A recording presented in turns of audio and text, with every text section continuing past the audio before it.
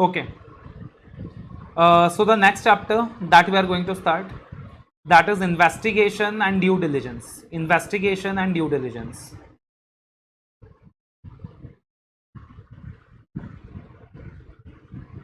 अब देखना, अगर आप मॉड्यूल देखोगे ना तो 3 चैप्टर्स एक साथ कवर्ड है.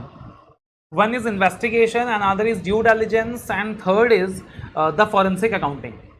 3 चैप्टर्स एक साथ कवर्ड है स्टडी मॉड्यूल के अंदर. Investigation, due diligence and forensic accounting. And अपन ने क्या किया, अपन ने इन्वेस्टिगेशन, ड्यू डिलिजेंस एक साथ रखा और फॉरेंसिक अकाउंटिंग को as a different chapter I have given you.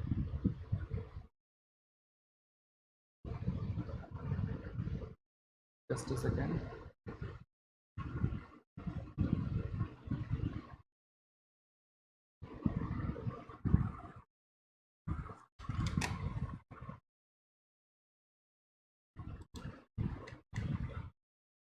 ठीक है, तो अब due diligence and investigation. Everyone is back, everyone is back.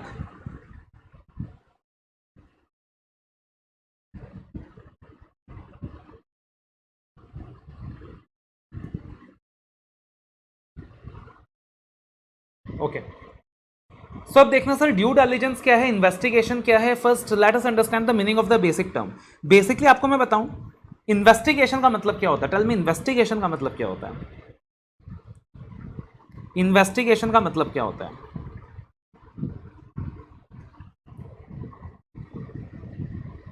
मतलब आप बोल सकते हो examination more detailed than audit. Examination that is more detailed than audit. It is more specific. It is more specific. Audit में क्या होता है, एक जनरल एग्जामिनेशन होता है फाइनेंशियल स्टेटमेंट्स का कि financial statements true and fair है कि नहीं. बट इन्वेस्टिगेशन क्या होता है, it is kind of more specific. ये ज्यादा स्पेसिफिक होता है. ठीक है ना, it is more specific. It is more detailed than audit and it is again more specific. ये ज्यादा क्या होता है सर, स्पेसिफिक होता है. Okay.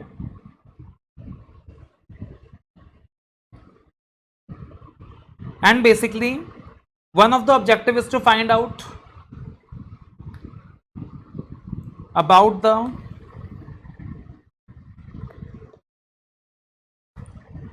happening of fraud, oblique any specific event. तो पार्टिकुलरली आप इन्वेस्टिगेशन में क्या करते हो, इन्वेस्टिगेशन में फाइंड आउट करते हो about the happening of the fraud oblique any specific event. ऐसा जरूरी नहीं है कि सिर्फ और सिर्फ फ्रॉड्स के ऊपर इन्वेस्टिगेशन होता है. फ्रॉड के अलावा किसी भी स्पेसिफिक इवेंट के ऊपर भी इन्वेस्टिगेशन हो सकता है. तो ऐसा बिल्कुल भी जरूरी नहीं है सर कि फ्रॉड के ऊपर इन्वेस्टिगेशन होता है. फ्रॉड के अलावा किसी भी स्पेसिफिक इवेंट का भी इन्वेस्टिगेशन हो सकता है. जैसे नॉर्मली अपन क्या समझते हैं, अपन ये समझते हैं अरे और इन्वेस्टिगेशन ना फ्रॉड का हो रहा होगा पक्का से. बस ऐसा, बट ऐसा कुछ भी कंपल्शन नहीं है. इन्वेस्टिगेशन बहुत सारी चीजों का हो सकता है. फॉर एग्जाम्पल,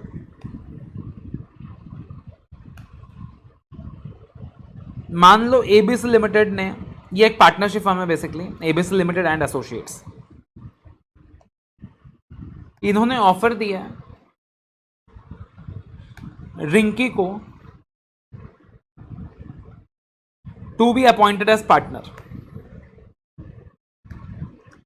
तो यहां पे क्या हो सकता है, रिंकी एक इन्वेस्टिगेटर को अपॉइंट कर सकती है एंड रिंकी में actually ask the investigator to find out everything about the partnership firm and to let her make a decision whether she should join the partnership firm or not. तो ये भी investigation के दायरे में आता है. ये भी क्या आता है सर, इन्वेस्टिगेशन के दायरे में आता है. अगर और एग्जांपल्स लें तो एक कस्टमर है मिस्टर गोलमाल. ये बैंक लोन के लिए अप्लाई करता है किसी बैंक के पास ऑफ ₹50 करोड़. अब भाई कस्टमर का नाम ही गोलमाल है, बैंक को शक हो रहा है, पता नहीं कस्टमर जेन्युइन है नहीं है, क्या नहीं है. तो यहां पे भी हो सकता है कि बैंक क्या करे, किसी इन्वेस्टिगेटर को अपॉइंट करे. यहां पे भी ऐसा हो सकता है कि बैंक क्या करे सर, किसी इन्वेस्टिगेटर को अपॉइंट करे और बोले कि भाई उस कस्टमर की कुंडली निकालो, उस कस्टमर के बारे में पता लगाओ उसका हिस्ट्री वगैरह, उसका प्रेजेंट वगैरह, फ्यूचर वगैरह, थोड़ा पास्ट वगैरह सब कुछ पता लगाओ एंड लेट मी डिसाइड कि मेरे को उसको लोन देना चाहिए कि नहीं देना चाहिए.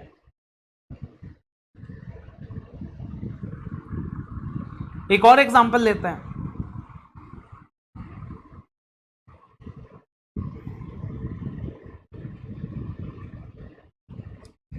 लेट अस से एक बंदा है मिस्टर सारी वाला. इसकी एक सारी की शोरूम है.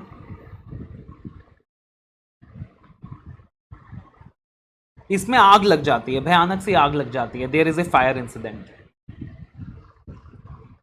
अब ये बंदा जाता है इंश्योरेंस क्लेम लेने के लिए किसी इंश्योरेंस कंपनी के पास, क्योंकि इंश्योरेंस क्लेम तो करा रखा होगा ना, इंश्योरेंस क्लेम तो करा रखा होगा. तो ये बंदा जाता है अपना इंश्योरेंस क्लेम लेने के लिए किसी इंश्योरेंस कंपनी के पास. अब इंश्योरेंस कंपनी को डिसाइड करना है भाई कि इसका जो, मान लो इंश्योरेंस का जो क्लेम का अमाउंट है दिस इज ₹10 CR. तो अब इंश्योरेंस कंपनी को डिसाइड करना है कि यार ये जो आग लगी थी जेन्युइन था कि नहीं था, सचमुच आग लगा था कि नहीं लगा था, या काफ़ी बार प्लांटेड फायर्स भी होते हैं, जानबूझ के धंधा नहीं चल रहा तो जानबूझ के आग लगा देते हैं, जानबूझ के स्टॉक डैमेज दिखा देते हैं और वो इंश्योरेंस कंपनी से क्लेम ले लेते हैं. तो इंश्योरेंस कंपनी को फाइंड आउट करना पड़ता है जेन्युइननेस ऑफ द क्लेम. तो इंश्योरेंस कंपनी इस चीज़ के लिए भी क्या कर सकता है सर, इन्वेस्टिगेटर को अपॉइंट कर सकता है. मैंने नॉर्मल सिचुएशन का तो आपको एग्जांपल दिया ही नहीं है कि कंपनी में कोई फ्रॉड का डाउट है, कोई फ्रॉड का सस्पेक्शन है, उसके लिए इन्वेस्टिगेटर को अपॉइंट किया to find out the fraud, because वो तो आपकी कुंडली में, वो तो आपको पता है कि that is something A part of investigation. But हमने यूनिक एग्जांपल्स लिए हैं कि यार ये सारा कुछ भी इन्वेस्टिगेशन में कवर हो सकता है. तो investigation is something very big and investigation is something जिसका स्कोप बहुत ज्यादा है. I believe it is clear. उसके बाद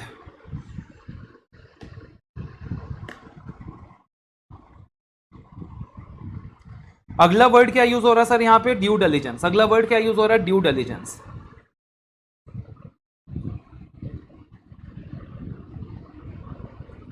तो अगर हम ड्यू डिलिजेंस की बात करें तो यार ड्यू डिलिजेंस क्या है, ड्यू डिलिजेंस भी एक टाइप ऑफ इन्वेस्टिगेशन है. ड्यू डिलिजेंस भी एक टाइप ऑफ इन्वेस्टिगेशन है. लेकिन सर अगर ये एक टाइप ऑफ इन्वेस्टिगेशन ही है तो इसका नाम ड्यू डिलिजेंस क्यों रखा, ये एक स्पेसिफिक टाइप ऑफ इन्वेस्टिगेशन है. ये ड्यू डिलिजेंस वाला इन्वेस्टिगेशन कब कराया जाएगा, मान लो एक कंपनी दूसरे कंपनी के साथ मर्जर करने वाली है, या एक कंपनी दूसरे कंपनी को एक्वायर करने वाली है. तो इन सिचुएशंस के अंदर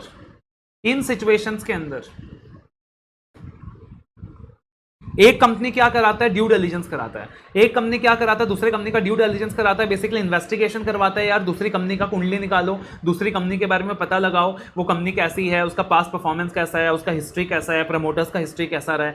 तो this is also a particular type of investigation which is called as due diligence. हमने इसको नाम ड्यू डिलिजेंस दे दिया to differentiate it from other types of investigation.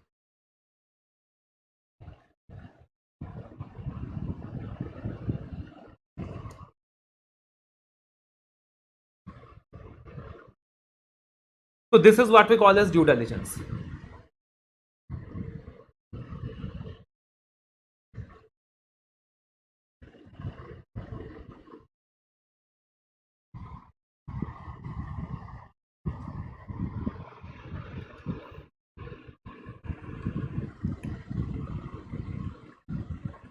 और तीसरा कॉन्सेप्ट होता है फॉरेंसिक अकाउंटिंग, जो अपन ने अलग चैप्टर में किया है बट मॉड्यूल में इसी चैप्टर में कवर्ड है और सारे रिलेटेड टर्म्स हैं.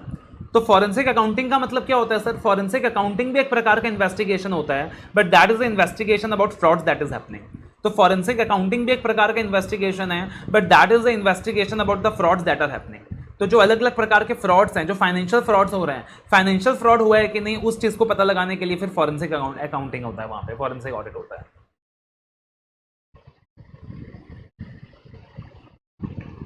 So I believe the basic is clear.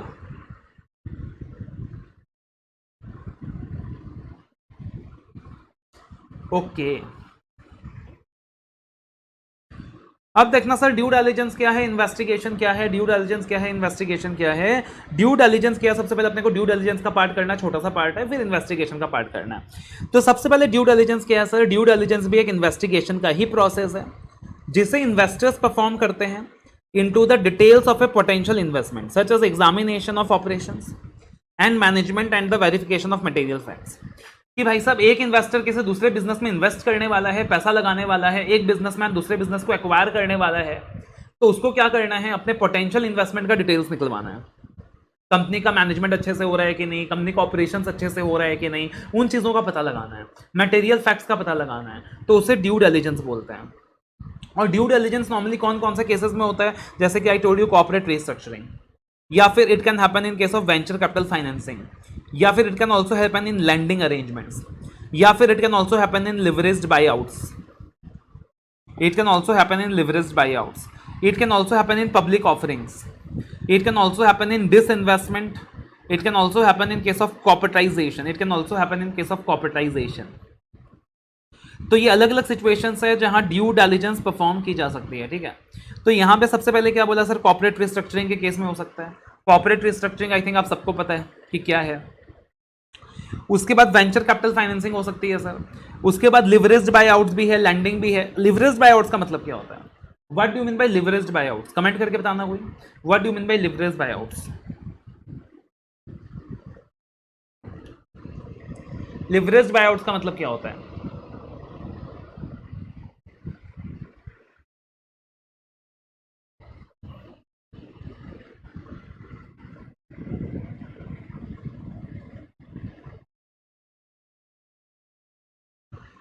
तो सर लिवरेज्ड बाय आउट्स का मतलब होता है कि एक कंपनी ने दूसरी कंपनी में पैसा लगाया, बट ज्यादातर पैसे ना बोरोड फंड्स के हैं। कंपनी ने खुद उधारी लेकर अपना डेप्थ इंक्रीज करके पैसा लगाया।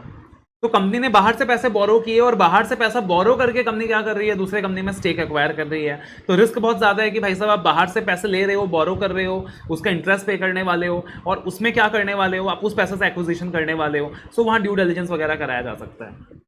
या फिर पब्लिक ऑफरिंग्स, जब भी आईपीओ वगैरह होता है, डिसइन्वेस्टमेंट्स के केस में, डिसइन्वेस्टमेंट्स के केस में जब भी बिजनेस वगैरह बेचा जाता है, कॉर्पोरेटाइजेशन के केस में, तो इन सारे केसेस में ड्यू डिलिजेंस किया जा सकता है। क्या sir due diligence audit, due diligence और ऑडिट सेम है? नहीं, ड्यू डिलिजेंस और ऑडिट अलग अलग है। और ड्यू डिलिजेंस एक नॉन सीए भी कर सकता है, ड्यू डिलिजेंस एक नॉन सीए भी कर सकता है। एज सच उसमें सीए होने का कोई कंपलसरी रिक्वायरमेंट नहीं है। Similarly investigation also can be done by a non CA. Similarly investigation, due diligence, ये सारी चीजें एक नॉन सीए भी कर सकता है। हाँ, सीए अगर आप हो तो आपको प्रेफरेंस डेफिनेटली मिलेगा, बट डिपेंड्स अपॉन कि आप कौन से प्रकार, किस चीज का ड्यू डिलिजेंस करने वाले हो या किस चीज का इन्वेस्टिगेशन करने वाले हो। अब सर इंपॉर्टेंस क्या है ड्यू डिलिजेंस का, क्या क्या रीजंस हैं ड्यू डिलिजेंस के। तो यहाँ पे ना 4 पॉइंट दिए, एग्जाम में क्वेश्चन बन सकता है 4 मार्क का, what are the reasons for due diligence, या फिर एमसीक्यू में पूछा जा सकता है which of the following is not a reason for due diligence. तो सबसे पहले अपने को क्या करना है, देखो जो जैसा दिखता है ना वो वैसा होता नहीं है, जो जैसा दिखता है ना वो वैसा होता नहीं है। आप एक कंपनी को एक्वायर करने जा रहे हो, सामने वाला कंपनी दिखाएगा कि अपने फाइनेंशियल्स बहुत अच्छे हैं, हमारी कंपनी बहुत अच्छी है, अगर आप हमारे कंपनी को परचेज कर लोगे तो आप धनिया हो जाओगे। बट जो जैसा दिखता है ना वो वैसा होता नहीं है। हो सकता है कि उसमें हिडन इफेक्ट्स हैं, हो सकता है उसमें हिडन डिफेक्ट्स हैं, हो सकता है कंपनी ने कुछ बातें छुपा रखी हैं, हो सकता है कंपनी के खिलाफ कुछ केसेस वगैरह पेंडिंग है, कंपनी उस चीज के बारे में झूठ बोल रहा है, कंपनी उस इंफॉर्मेशन को ओमिट कर रहा है, छुपा रहा है।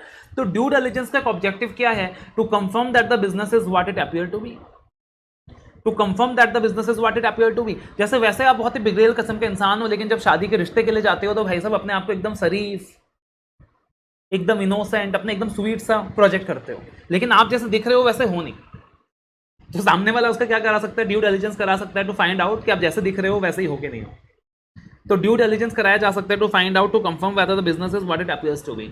दूसरी चीज, to identify potential pain killer defects in the target company. Identify pain killer defects in the target company का मतलब क्या हो गया सर, कि अगर ABCDEF को एक्वायर करने का सोच रहा है तो हो सकता है इस डील में कोई ऐसा डिफेक्ट हो कि अगर ABC को पता चल जाए तो ABC कभी DEF को एक्वायर ही नहीं करेगा, ABC DEF को कभी एक्वायर ही नहीं करेगा, है ना।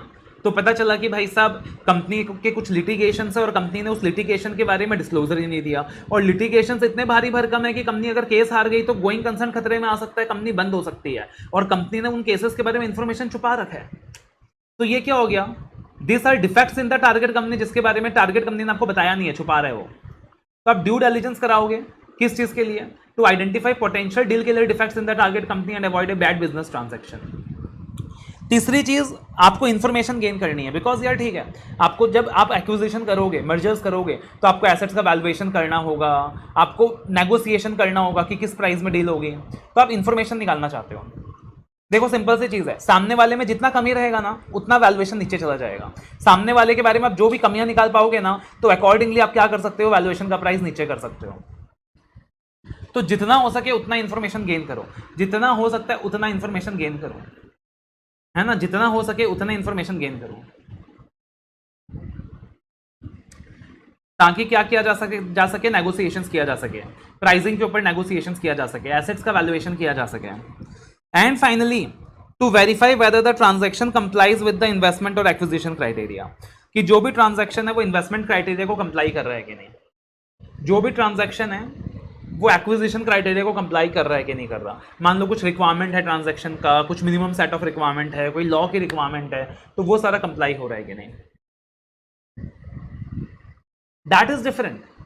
आप बोल रहे हो सर इंग्लिश के अंदर क्या होता है कि एक वर्ड अलग अलग जगह यूज होता है, उसके मतलब अलग होता है। तो काफी जगह हमने ड्यू डिलिजेंस शब्द यूज किया कि CA should exercise due diligence, वो ड्यू डिलिजेंस ये ड्यू डिलिजेंस नहीं है।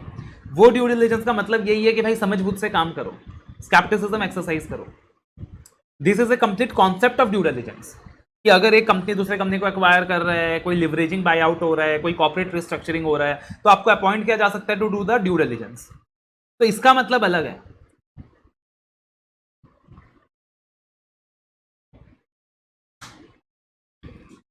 ठीक है, तो रीजंस फॉर ड्यू डिलिजेंस 4 है, रीजंस फॉर ड्यू डिलिजेंस 4 है। कौन से 4 है भाई? जो जैसा दिखता है वो वैसा होता नहीं है, जो जैसा दिखता है वो वैसा होता नहीं है।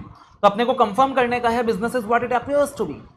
दूसरा अपने को आइडेंटिफाई करना है potential deal killer defects in the target company and avoid करना है बैड बिजनेस ट्रांजैक्शन। तीसरा अपने को इंफॉर्मेशन गेन करने का है जो कि अपने लिए काम करेगा for valuing assets, negotiating price concessions and to verify that the transaction complies with the investment or acquisition criteria। उसके बाद sir classification of due diligence, classification of due diligence. अब क्लासिफिकेशन ऑफ ड्यू डिलिजेंस की अगर बात करें तो sir due diligence अलग अलग प्रकार के हो सकते हैं। सबसे पहले we have commercial operational due diligence, फिर we have financial due diligence, फिर we have taxation due diligence, फिर we have information system due diligence, फिर we have legal due diligence, फिर we have environmental due diligence and finally we have personal due diligence. तो बेटा due diligence अलग अलग प्रकार के हो सकते हैं। एक हो सकता है कमर्शियल ड्यू डिलिजेंस या ऑपरेशनल ड्यू डिलिजेंस, एक हो सकता है फाइनेंशियल ड्यू डिलिजेंस, एक हो सकता है टैक्स ड्यू डिलिजेंस, एक होता है इंफॉर्मेशन सिस्टम ड्यू डिलिजेंस, एक होता है लीगल ड्यू डिलिजेंस, एक होता है एनवायरमेंटल ड्यू डिलिजेंस, एक हो सकता है पर्सनल ड्यू डिलिजेंस। तो सर ड्यू डिलिजेंस अलग अलग प्रकार के हो सकते हैं, ड्यू डिलिजेंस अलग अलग टाइप्स के हो सकते हैं। क्या आप बात कर रहे हो सर? यस। सबसे पहले हो सकता है कमर्शियल ड्यू डिलिजेंस। मतलब सिंपल सा चीज है, देखो एक बिजनेस दूसरे बिजनेस को एक्वायर करना चाह रहा है तो उसको बहुत सारा इंफॉर्मेशन पता लगाना है सामने वाली कंपनी का। वो कौन कौन सा इंफॉर्मेशन होगा? मान लो एबीसी लिमिटेड डीईएफ लिमिटेड को एक्वायर करना चाह रहा है, उसने मेरे को अपॉइंट किया, सीए सानिध्य सर आपको अपॉइंट किया कि सर जी आप ड्यू डिलिजेंस कर दो सामने वाले का। अब उसने मेरे को ये बोला, उसने मेरे को क्या क्या बोला? उसने मेरे को बोला सबसे पहले तो सर आप ये पता लगा के बताओ कि ये डील मेरे लिए कॉमर्शियली फिजिबल रहेगा क्या। सबसे पहले तो उसने बोला कि सर जी आप मेरे को ये पता लगा के बताओ कि ये डील मेरे लिए कमर्शियली फिजिबल रहेगा क्या। इसको बोलते हैं कमर्शियल ड्यू डिलिजेंस। दूसरा उसने मेरे को ये बोला कि सर आप सामने वाले के बुक्स ऑफ अकाउंट्स को एग्जामिन करके बताओ कि जो भी फाइनेंशियल स्टेटमेंट्स वगैरह है वो सही है कि नहीं है। इसको बोलते हैं फाइनेंशियल ड्यू डिलिजेंस। तीसरा उसने मेरे को ये बोला कि सर आप एक बार ये पता लगा के बताओ कि सामने वाले ने कोई टैक्स की चोरी तो नहीं कर रखी है। बिकॉज अगर सामने वाले ने कोई टैक्स की चोरी कर रखी है, अपन उसका एक्विजिशन कर लेंगे तो उसका लायबिलिटी तो हमारे ऊपर आ जाएगा, और जब हम ये डील करेंगे तो उसका टैक्स इफेक्ट क्या होगा, हम जब डील करेंगे उसका टैक्स इफेक्ट क्या होगा। इसको बोलते हैं टैक्स ड्यू डिलिजेंस। चौथी चीज मुझे बोली गई कि सर आप ये पता लगाओ कि सामने वाले कंपनी का आईटी सिस्टम कैसा है, सामने वाले कंपनी का आईटी सिस्टम कैसा है। That is called as information system due diligence.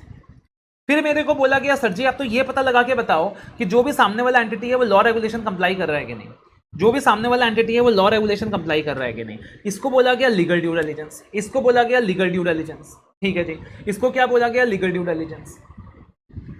तो सबसे पहले मुझे क्या बोला भाई साहब, एबीसी लिमिटेड ने मेरे को अपॉइंट किया, बोला मैं डीईएफ को एक्वायर करने वाला हूं, सर आप ड्यू डिलिजेंस करके बताओ, डीईएफ के बारे में मेरे को इंफॉर्मेशन निकाल के बताओ।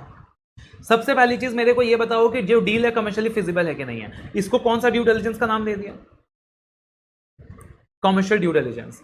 फिर मेरे को क्या बोला गया, सर आप बुक्स ऑफ अकाउंट्स वगैरह को एग्जामिन करके बता दो, फाइनेंशियल ड्यू डिलिजेंस।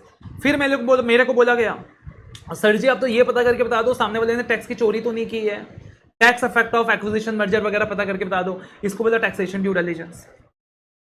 उसके बाद बोला गया, सर आप ये पता करके बताओ कि आईटी सिस्टम बराबर है कि नहीं, इसको बोला इंफॉर्मेशन सिस्टम ड्यू डिलिजेंस। उसके बाद बोला, सर जी आप ये पता करके बताओ, सर जी ये पता करके बताओ कि लॉ रेगुलेशन कंप्लाई हो रहा है कि नहीं, इसको बोलते हैं लीगल ड्यू डिलिजेंस। फिर आप ये पता कर, ठीक है ये 5 सिचुएशन हो गया। फिर बोला आप ये पता करके बताओ कि एंटिटी का बिजनेस एनवायरनमेंट कैसा है, एंटिटी का एनवायरनमेंट कैसा है, वो लोग एनवायरमेंटल लॉज रेगुलेशन कंप्लाई कर रहे हैं कि नहीं, उसको बोलते हैं एनवायरमेंटल ड्यू डिलिजेंस। और फाइनली आप मेरे को ये बताओ सर जी एंटिटी में काम करने वाले लोग कैसे हैं, फाइनली आप ये बताओ मेरे को सर जी कि एंटिटी में काम करने वाले लोग कैसे हैं, एंटिटी में काम करने वाले लोग कैसे हैं, और एंटिटी में जो एम्प्लॉयज वगैरह हैं उनके लिए पॉलिसीज वगैरह कैसी है। बिकॉज एक चीज याद रखना, जब एक बिजनेस दूसरे बिजनेस को एक्वायर करता है ना, वो खाली बिजनेस एक्वायर नहीं करता, जनरली उस दूसरे बिजनेस के जो एम्प्लॉयज वगैरह होते हैं ना, उनको भी जॉब्स ऑफर किया जाता है नए कंपनीज में। तो जनरली वो जो दूसरा बिजनेस रहेगा, उसके जो एम्प्लॉयज वगैरह रहेंगे, उनको भी जॉब्स वगैरह ऑफर किया जाता है फर्स्ट कंपनी में। तो ये भी पता लगाना होता है कि भाई सामने वाले के एम्प्लॉयज वगैरह कैसे हैं, उसको अपन जो एम्प्लॉयज हैं उनको भी अपने को जॉब ऑफर देना चाहिए कि नहीं देना चाहिए, तो उसको बोलते हैं personal due diligence. Okay sir, तो ये अलग अलग प्रकार के ड्यू डिलिजेंस हो गए, ये अलग अलग प्रकार के ड्यू डिलिजेंस हो गए। अब सर इसको आप याद कैसे करोगे? एक चीज बताना बेटा, एक चीज बताना, आप लोगों ने जब सीए का एंट्रेंस एग्जाम दिया था, एंट्रेंस एग्जाम को क्या बोलते थे? आप लोगों ने जब एंट्रेंस एग्जाम दिया था सीए का, तो एंट्रेंस एग्जाम को क्या बोलते थे?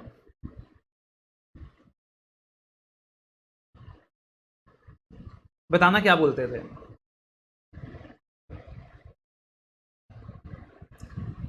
रिंकी ने बोला फाउंडेशन, फाउंडेशन ओके। कोई सिपटी वाला नहीं है यहाँ पे? सिपटी वाला पहले फाउंडेशन था, फिर नाम सिपटी कर दिया था, काफी सालों तक सिपटी था, यस, फिर दोबारा फाउंडेशन कर दिया। तो बीच में ना काफी सालों तक नाम ना सिपटी कर दिया था एंट्री लेवल का, अब दोबारा फाउंडेशन किया, पहले फाउंडेशन था फिर सिपटी था, दोबारा फाउंडेशन किया है। तो इन दैट पर्टिकुलर सिचुएशन यार इंस्टीट्यूट ने भी क्या कराया होगा? ड्यू डिलिजेंस कराया होगा। नाम चेंज करें कि नहीं करें? अब क्लासिफिकेशन ऑफ ड्यू डिलिजेंस आप कैसे याद करोगे? How will you remember the classification of due diligence?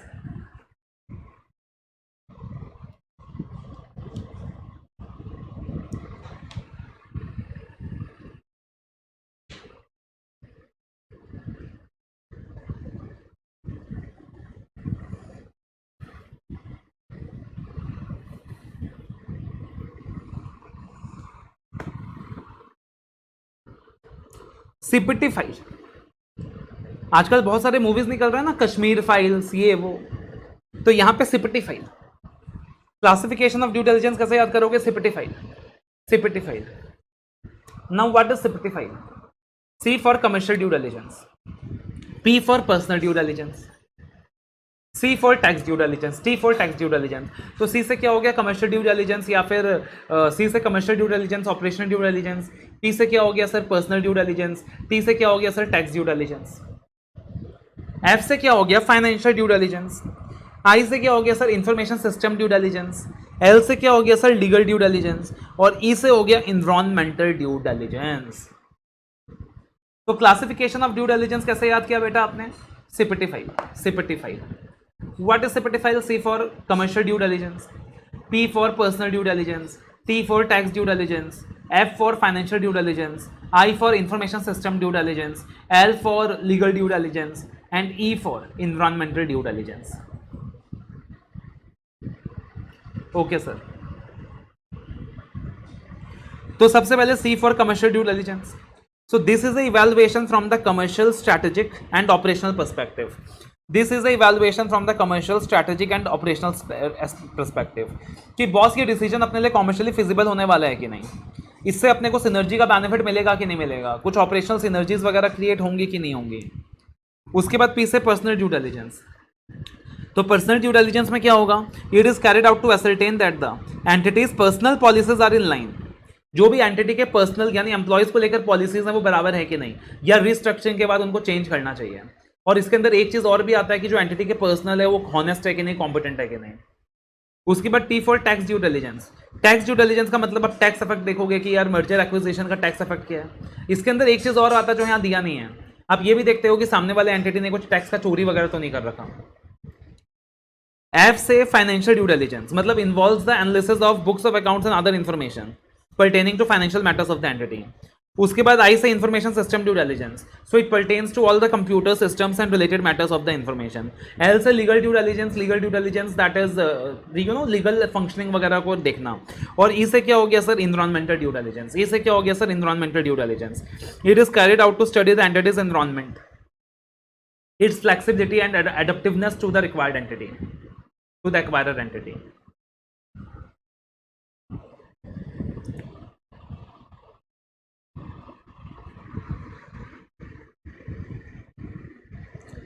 उसके बाद सर बोला फाइनेंशियल ड्यू डिलिजेंस के बारे में स्पेसिफिकली बात कर रहा है वो, बोला सारे ड्यू डिलिजेंस में सबसे इंपॉर्टेंट जो होता है ना वो फाइनेंशियल ड्यू डिलिजेंस होता है। बिकॉज फाइनेंशियल ड्यू डिलिजेंस में आप क्या करते हो, बुक्स ऑफ अकाउंट्स वगैरह डिग करते हो। अब फाइनेंशियल ड्यू डिलिजेंस के अंदर स्कोप में क्या क्या आएगा, आपके फ्यू फाइनेंशियल ड्यू डिलिजेंस के स्कोप में क्या क्या आएगा। तो देखो यार फाइनेंशियल ड्यू डिलिजेंस के स्कोप में क्या क्या आएगा, मार्केट इंपॉर्टेंट फॉर एग्जाम, ये क्वेश्चन एग्जाम में बहुत बार पूछा जाता है। Scope of financial due diligence की फाइनेंशियल ड्यू डिलिजेंस के स्कोप में क्या क्या आएगा, you can mark it important for exam. तो सबसे पहले इमेजिन करो कि आप एक ड्यू डिलिजेंस ऑफिसर हो। सबसे पहले इमेजिन करो कि आप एक ड्यू डिलिजेंस ऑफिसर हो, आपको कंपनी ने अपॉइंट किया है कि due the financial due diligence of some company. आपको किसी एक कंपनी ने अपॉइंट किया है to do the financial due diligence of some company, ठीक है ना। फॉर एग्जाम्पल अमेजॉन फ्लिपकार्ट को एक्वायर कर रहा है, और अमेजॉन फ्लिपकार्ट को एक्वायर करते वक्त आपको अपॉइंट कर रहा है as a due diligence officer, और आपको पार्टिकुलरली बोला जा रहा है कि सर आप क्या करो, फ्लिपकार्ट का ड्यू डिलिजेंस करके दो, फाइनेंशियल ड्यू डिलिजेंस करके दो। तो इन दैट सिचुएशन उसमें आप क्या क्या देखोगे। सबसे पहले एक अंडरस्टैंडिंग ले लेते हैं कि यार क्या क्या देखेंगे। तो आपको बेसिकली क्या करना है, फ्लिपकार्ट का कुंडली निकालना है। आपको क्या करना है, बेसिकली फ्लिपकार्ट का कुंडली निकालना है। तो जब कुंडली निकालना शुरू करोगे सीधा फाइनेंशियल्स में जाओगे या थोड़ा बहुत बैकग्राउंड चेक वगैरह भी करोगे कि यार डायरेक्टर्स कौन है, प्रमोटर्स कौन है, बताओ। सीधा फाइनेंशियल्स में घुसोगे या थोड़ा बहुत बैकग्राउंड चेक वगैरह भी करोगे कि इनके डायरेक्टर्स कौन है, इनके प्रमोटर्स क्या है, इनका पास्ट क्या है। हमारे विपुल को शादी करनी है, एक सुंदर सी कन्या का ऑफर आया है मैरिज के लिए and he has to marry. उसने आपको अपॉइंट किया है कि यार सामने वाले का ड्यू डिलिजेंस मेरे को करके दो। तो सीधा उसके फाइनेंशियल एस्पेक्ट में जाओगे या सामने वाले का थोड़ा सा हिस्ट्री वगैरह भी निकालोगे, पास्ट वगैरह भी निकालोगे, फैमिली बैकग्राउंड वगैरह भी निकालोगे, बताना।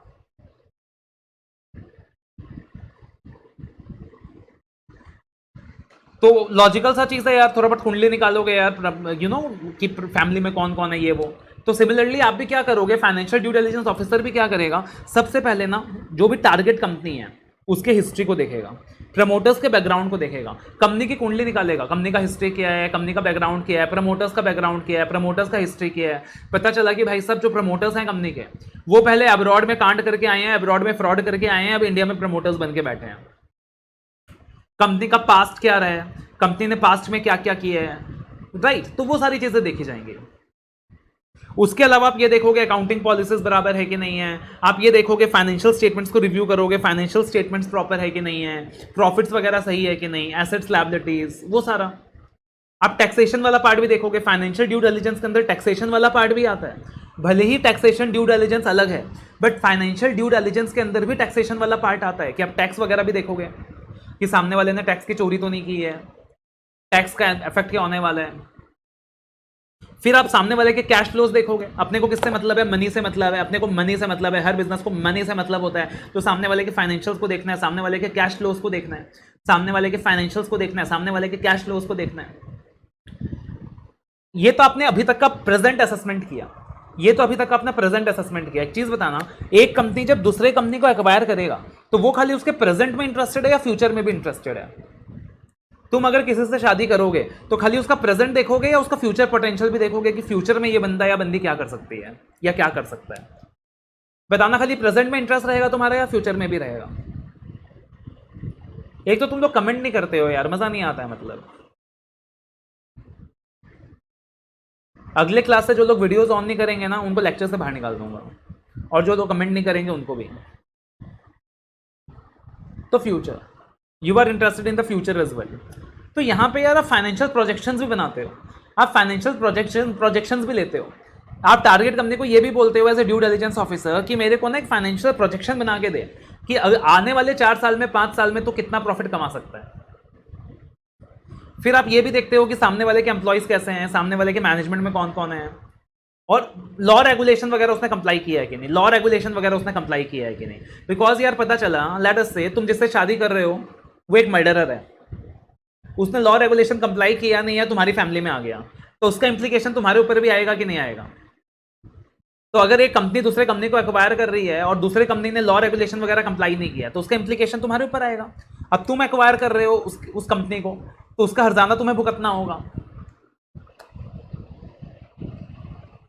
क्लियर है?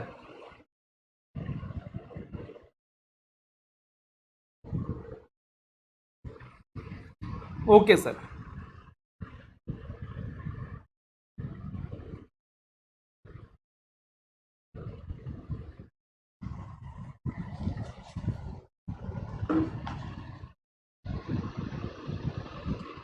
तो सर फाइनेंशियल ड्यू डिलिजेंस में क्या क्या आएगा, फाइनेंशियल ड्यू डिलिजेंस में क्या क्या आएगा?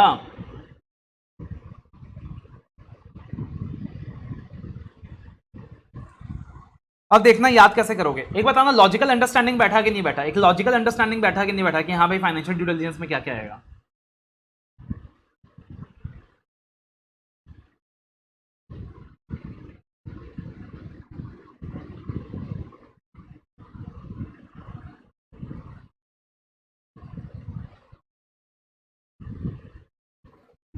अब देखना सर याद कैसे करोगे।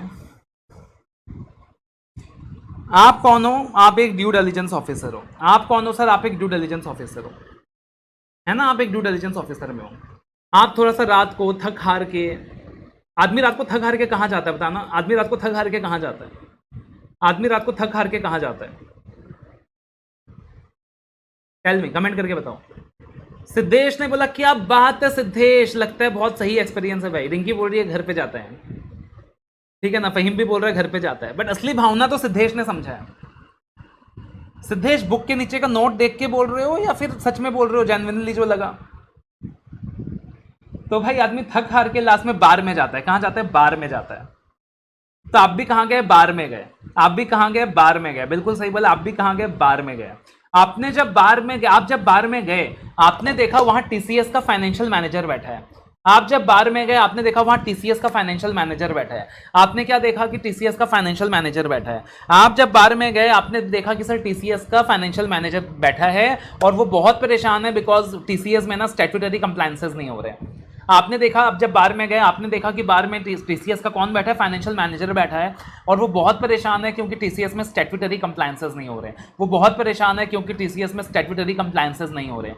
बेटा वीडियो को लेकर बाहर लीक मत कर देना, पता चलेगा मेरे पास टीसीएस का नोटिस आ जाएगा, डिफेमेशन केस आ जाएगा कि सर जी गलत बात फैला रहे हो हमारे अगेंस्ट, क्या क्या चीज़ें बता रहे हो कि यार टीसीएस में स्टैट्यूटरी कंप्लायंसेस नहीं हो रहा। तो आप बार में गए, आपने जाके बार में देखा कि कौन बैठा है? टीसीएस का फाइनेंशियल मैनेजर बैठा है, और क्या नहीं हो रहा सर? स्टैट्यूटरी कंप्लायंसेस नहीं हो रहा। ओके सर, तो सबसे पहले आप कहां गए? आप बार में गए, बार में गए, बार में गए, बार में गए। बी से brief history of the target company background of promoters. A से अकाउंटिंग पॉलिसीज। आर से review of financial statements. B से brief history of the target company background of promoters. A से अकाउंटिंग पॉलिसी। आर से review of financial statements. तो B से क्या हो जाएगा? Brief history of the target company background of promoters. A से accounting policy. R से review of financial statements. Okay sir, आप बार में गए, आपने बार में क्या देखा? कौन बैठा? टीसीएस का फाइनेंशियल मैनेजर। टी से, T for taxation, C for cash flows. T for taxation, C for cash flows. अच्छा, स्टैट्यूटरी कंप्लायंसेस लास्ट में अलग से याद करने का जरूरत भी नहीं है, वो एस में आ जाता है, एस फॉर स्टैट्यूटरी कंप्लायंसेस। तो आपने देखा बार में कौन बैठा है? टीसीएस का फाइनेंशियल मैनेजर बैठा है। टीसीएस का फाइनेंशियल मैनेजर बैठा है और ड्यू डिलिजेंस की बातें हो रही हैं। तो TCS, S for statutory compliances. और कौन बैठा है सर? फाइनेंशियल मैनेजर बैठा है। कौन बैठा है सर? फाइनेंशियल मैनेजर बैठा है। अच्छा, बार में कौन बैठा है? टीसीएस का फाइनेंशियल मैनेजर बैठा है। तो टी से टैक्सेशन, सी से कैश फ्लो, एस से स्टैट्यूटरी कंप्लायंसेस। टी से टैक्सेशन, सी से कैश फ्लो, एस से स्टैट्यूटरी कंप्लायंसेस। एफ से क्या होगा सर? फाइनेंशियल प्रोजेक्शन, और एम से क्या होगा? Management and employees. एफ से क्या होगा? फाइनेंशियल प्रोजेक्शन सर, और एम से क्या होगा? Management and employees. बताओ भाई मजा आया कि नहीं आया? तो बार में आप गए बार में, आपने क्या देखा सर? बार में कौन बैठा है? टीसीएस का फाइनेंशियल मैनेजर बैठा है। आपने क्या देखा भाई? बार में टीसीएस का फाइनेंशियल मैनेजर बैठा है और वहां पे एकदम ड्यू डिलिजेंस वगैरह की बातें शातें हो रही हैं। तो बी से क्या होगा यार? Brief history of the target company and background of promoter. A से क्या होगा? Accounting policies. आर से क्या होगा? Review of financial statements. R से क्या होगा sir? Review of financial statements. उसके बाद टीसीएस। टी से क्या होगा? टैक्सेशन। सी से क्या होगा? Cash flows. एस से क्या होगा? Statutory compliances. और कौन बैठा है? फाइनेंशियल मैनेजर बैठा है। मतलब एफ से क्या होगा सर? Financial projections. एम से क्या होगा सर? Management and employees.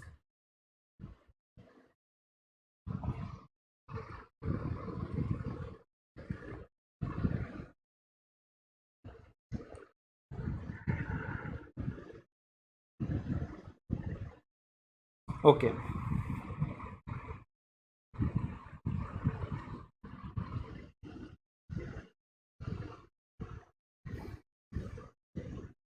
अब देखना, brief history of target company, background of promoter. तो क्या करो? सबको समझो, एक बार रीड कर लो। हर किसी को याद करने के लिए जाओगे नहीं होगा, सबको समझना है, एक बार रीड कर लेना है। तो आपको क्या करना है sir? Brief history of target company, background of promoters. तो कंपनी की कुंडली निकालनी है, कंपनी के हिस्ट्री को देखो, प्रमोटर्स के बैकग्राउंड को देखो।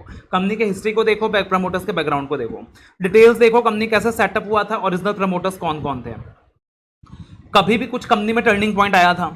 फॉर एग्जाम्पल ऐसा हुआ, बीच में ऐसा हुआ था कि कंपनी बंद होने के स्टेज में थी। बीच में ऐसा हुआ था कि कंपनी बंद होने के स्टेज में थी।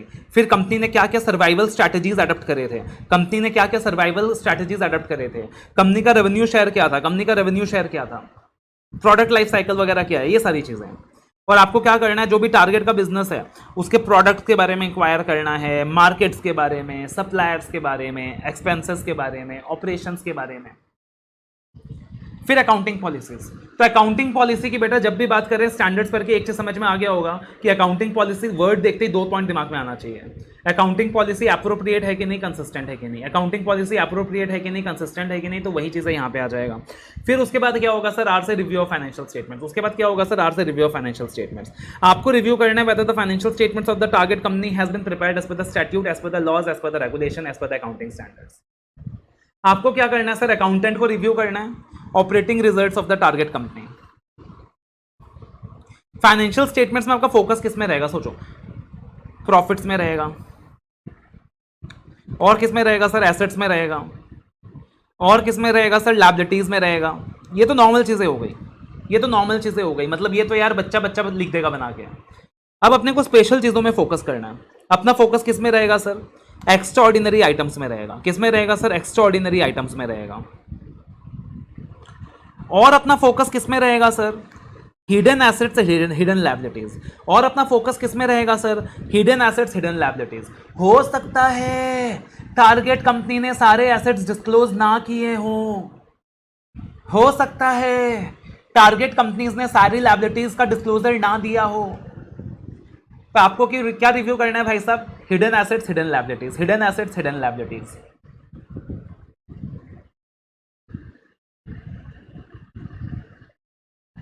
उसके अलावा इनटेंजिबल एसेट्स, उसके अलावा इनटेंजिबल एसेट्स की इनटेंजिबल एसेट्स का वैल्यूएशन वगैरह सही है कि नहीं, तो आराम से बना के लिख सकते हो। फाइनेंशियल स्टेटमेंट्स के अंदर आप प्रॉफिट्स देखोगे, एसेट्स एग्जामिन करोगे, लायबिलिटीज एग्जामिन करोगे, ये तो जनरल बातें हो गई। एक्चुअल ये देखोगे फाइनेंशियल स्टेटमेंट स्टैट्यूट के हिसाब से बना है कि नहीं, एफआरएफ के हिसाब से बना है कि नहीं, ये तो जनरल बातें हो गई। स्पेशल बातें क्या हो गई? क्या फाइनेंशियल स्टेटमेंट्स में क्या रिव्यू करोगे? कोई एक्स्ट्राऑर्डिनरी आइटम है तो हिडन एसेट्स हो गया, हिडन लायबिलिटीज हो गया, इनटेंजिबल एसेट्स का वैल्यूएशन हो गया, फिर टैक्सेशन एस्पेक्ट हो गया, कैश फ्लोज हो गया। टैक्सेशन में आप लिख दोगे टैक्सेस, भारत सरकार को टैक्सेस वगैरह पे किया जा रहा है कि नहीं, पता चला सामने वाले ने टैक्स की चोरी कर रखी है, पिछले 3 साल का जीएसटी वगैरह पे नहीं करा और आपने उस कंपनी को मर्ज कर दिया, तो मर्जर के बाद तो सारी लायबिलिटीज आपकी हो जाएगी। Also you can check the tax effect of the merger acquisition. फिर कैश फ्लोज, तो आप ये देखो यार उसका कैश फ्लोज वगैरह क्या है, आप रिव्यू करो हिस्टोरिकल कैश फ्लोज का। अब कैश फ्लोज में क्या क्या देखोगे बेटा? ये क्वेश्चन अलग से आ सकता है, ये क्वेश्चन अलग से आ सकता है, अलग से ये क्वेश्चन बन सकता है, इसके ऊपर एमसीक्यू बन सकता है, इसको इंपॉर्टेंट मार्क कर लो। कैश फ्लोज में क्या क्या रिव्यू करने का है, कैश फ्लोज में क्या क्या देखने का है। सबसे पहले क्या कंपनी के पास उतना कैश फ्लो है कि कंपनी अपने ट्रेड पेएबल्स का, बैंकर्स का, गवर्नमेंट का, स्टेक होल्डर्स का सारा कमिटमेंट ऑनर कर सकता है।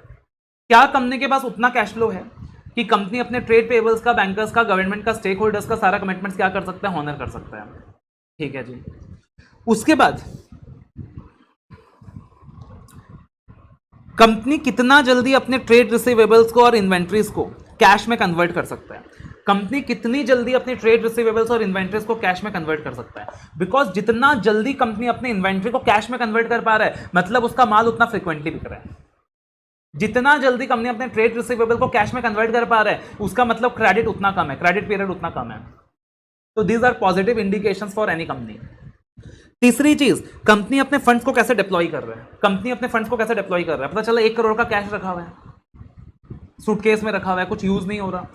1 करोड़ का कैश रखा हुआ है, सेविंग नॉर्मल करंट अकाउंट में रखा हुआ है। भाई साहब करंट अकाउंट में रखा हुआ है तो यार कोई इंटरेस्ट वगैरह कुछ मिलना ही नहीं है। या 1 करोड़ का फंड्स रखा हुआ है, कंपनी क्या कर रही है, उसकी इन्वेस्टमेंट्स कर रही है।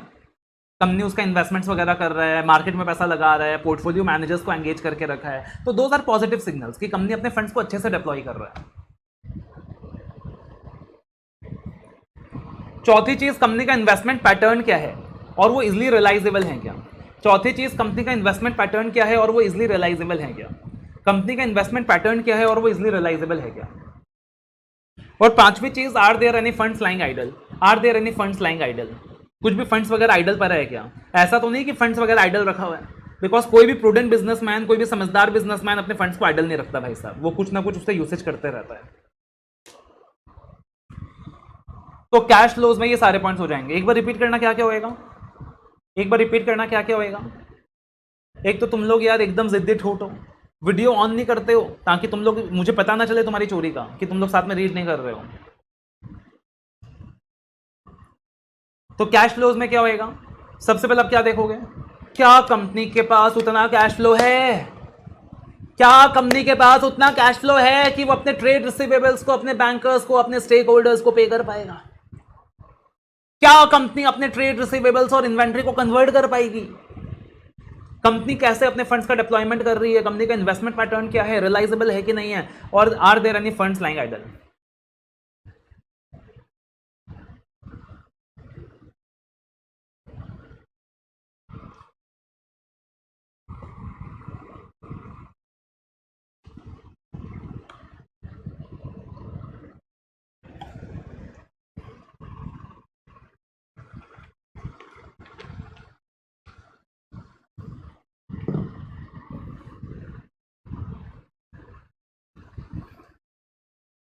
ठीक है, अगला फाइनेंशियल प्रोजेक्शन। तो अकाउंटेंट को क्या करना है सर, टारगेट कंपनी से फाइनेंशियल प्रोजेक्शन लेना अगले 5 सालों का। अकाउंटेंट को क्या करना है भाई साहब, टारगेट कंपनी से फाइनेंशियल प्रोजेक्शन लेना अगले 5 सालों का with the detailed assumptions and working. तो आप टारगेट कंपनी से प्रोजेक्शन ले लो कि भाई साहब अगले 5 साल के आपके प्रोजेक्शंस क्या हैं, आपके फ्यूचर प्लान्स क्या हैं, क्या क्या असम्पशंस ले रहे हो आप, उन सब चीज़ों को रिव्यू कर लो। और अगर आपको लगता है कि वो जो प्रोजेक्शंस है वो अनअचीवेबल है, फॉर एग्जाम्पल टारगेट कंपनी ना करंटली साल में 1 करोड़ का रेवेन्यू कमाता है, आपने बोला कि भाई अगले 5 साल का प्रोजेक्शन बना, उसने प्रोजेक्शन बना के दिया है, अगले साल अपन 50 करोड़ का रेवेन्यू कमाएंगे, तीसरे साल अपन 100 करोड़ का रेवेन्यू कमाएंगे, चौथे साल अपन 200 करोड़ का रेवेन्यू कमाएंगे, पांचवें साल अपन 300 करोड़ का रेवेन्यू कमाएंगे। भाई साहब किस बेसिस में प्रोजेक्शन बना रहे हो यार, तुमको रियलिस्टिक लग रहा है क्या प्रोजेक्शन, तुमको अचीवेबल लग रहा है क्या प्रोजेक्शन, नहीं लग रहा है ना, रिपोर्ट में बताओ।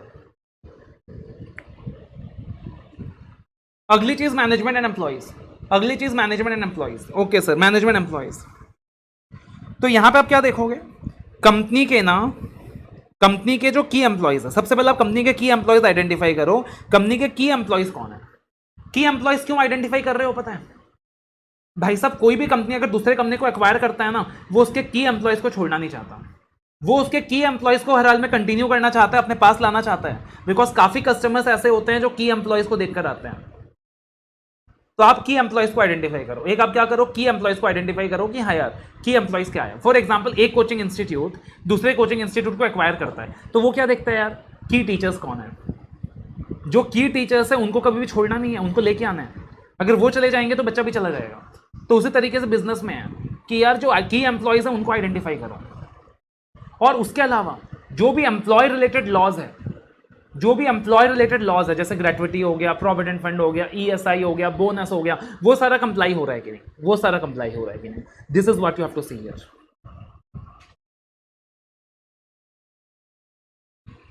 और लास्ट में आता है सर स्टैट्यूटरी कंप्लायंसेस।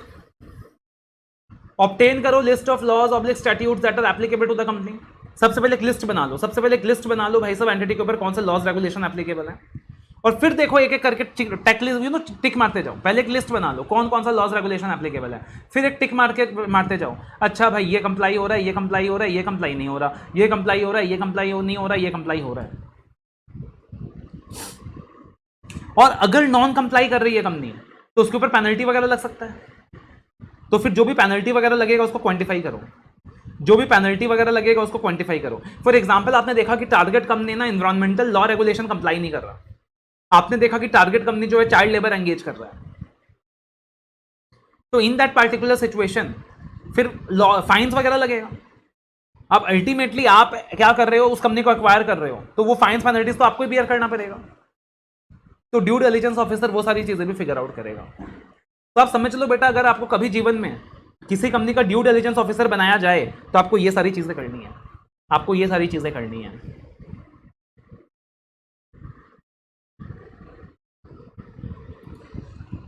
उसके बाद आता है अपना how to conduct due diligence. बोला ड्यू डिलिजेंस करने का कैसे है, ये तो अपने को समझ आ गया कि फाइनेंशियल ड्यू डिलिजेंस में देखना कैसे कैसे है, क्या क्या है। अब सर ड्यू डिलिजेंस करना कैसे है, सबसे पहले एक चीज बताना, आपको अपॉइंट किया गया है as a due diligence officer, आपको अपॉइंट किया गया as a due diligence officer, tension होगा कि नहीं होगा, बताओ टेंशन होगा कि नहीं होगा।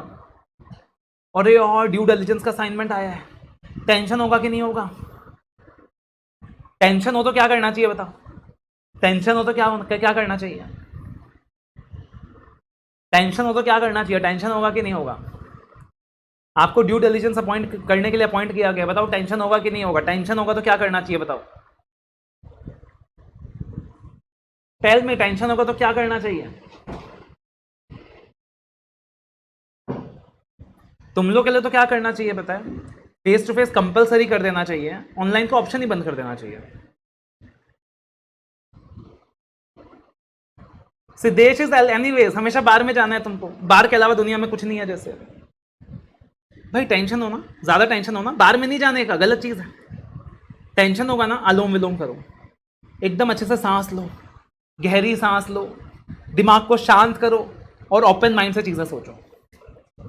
तो आप जब ड्यू डिलिजेंस कंडक्ट करोगे ना, तो start with a open mind, start with a open mind. Sanjana is saying anulom vilom, exactly Sanjana.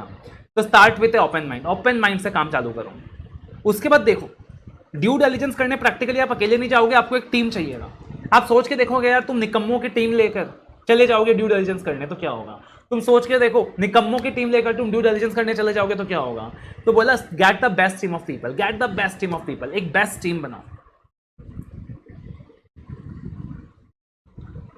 In house experts को हायर करो या फिर प्रोफेशनल्स को हायर करो, इन हाउस एक्सपर्ट्स को हायर करो या फिर प्रोफेशनल्स को हायर करो, इन हाउस एक्सपर्ट्स को हायर करो या फिर प्रोफेशनल्स को हायर करो। ओके सर, सबसे पहले क्या करने का, ओपन माइंड से शुरू करने का, फिर क्या करने का, बेस्ट टीम को लेके आने का। ओके सर, फिर बोला जितने भी अलग अलग एरियाज है जिसका आपको ड्यू डिलिजेंस करना होता है, कौन से अलग अलग एरियाज है बेटा, सीपीटी फाइल, टैक्स वाला एंगल का, फाइनेंस वाला एंगल का, लीगल वाला एंगल का, मार्केटिंग, आईटी, सब कुछ।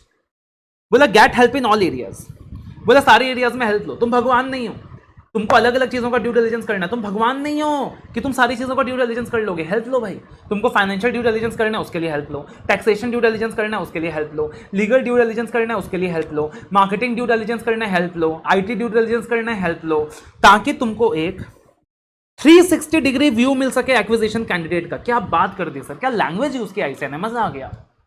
ताकि तुमको क्या मिल सके, 360 डिग्री व्यू मिल सके एक्विजिशन कैंडिडेट का, ताकि क्या मिल सके, 360 डिग्री व्यू मिल सके एक्विजिशन कैंडिडेट का।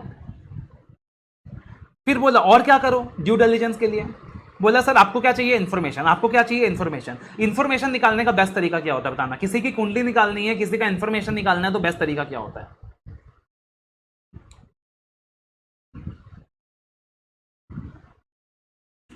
तुमको सिद्धेश की कुंडली निकालनी है, सिद्धेश क्या करता है क्या नहीं करता है, सबसे बेस्ट तरीका क्या है?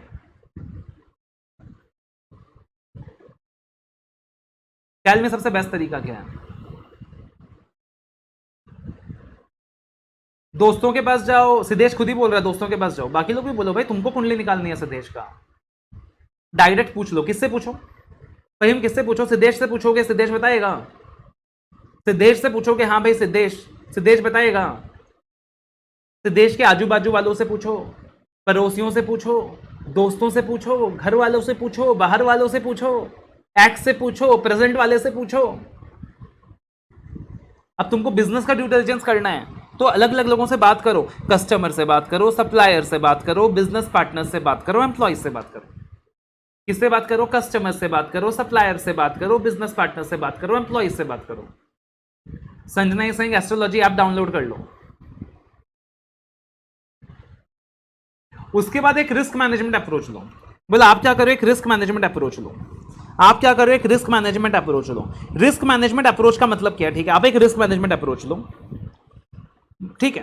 तो एग्जैक्टली आप पहले से ना आप स्पेसिफाई करके रखो आपको क्या क्या सवाल करना है, बट साथ में ये भी बोला इतना मत पूछना सामने वाले से, इतना मत पूछना सामने वाले से कि सामने वाले को ये लगने लग जाए कि मेरा मेंटल हेरेसमेंट कर रहा है। तुम सामने वाले को इतना परेशान मत करना, तुम सामने वाले को इतना मत पूछना, उससे इतना सवाल जवाब मत करना कि उसको ये लगने लगे कि मेरा क्या हो रहा है सर, मेंटल हेरेसमेंट हो रहा है। वो चीज नहीं होना चाहिए। पता चला तुमने सिद्धेश के दोस्त से पूछना स्टार्ट किया, वो बेचारा तुम्हें बता रहे हैं और तुम तो उसके पीछे पड़ गए। अरे बताओ सिद्धेश क्या करता है, अरे बताओ सिद्धेश कहाँ जाता है, अरे बताओ सिद्धेश किससे मिलता है, अरे बताओ वो किससे बात कर रहा था, अरे बताओ वो क्या बात कर रहा था, अरे बताओ वो जिससे बात कर रहा था वो दिखने में कैसा था, अरे बताओ उसने पहना क्या था। भाई इतना मत पूछना यार कि सामने वाला परेशान हो जाए तुम्हारे सवालों से। तो अगली चीज यही बोली है, take a risk management approach while you want to do your research. You also want to make sure that you do not antagonize. Antagonize का मतलब हैरेस मत करना, परेशान मत करना the team of people of the target company by bogging down with a lot of questions. By bogging down with a lot of questions.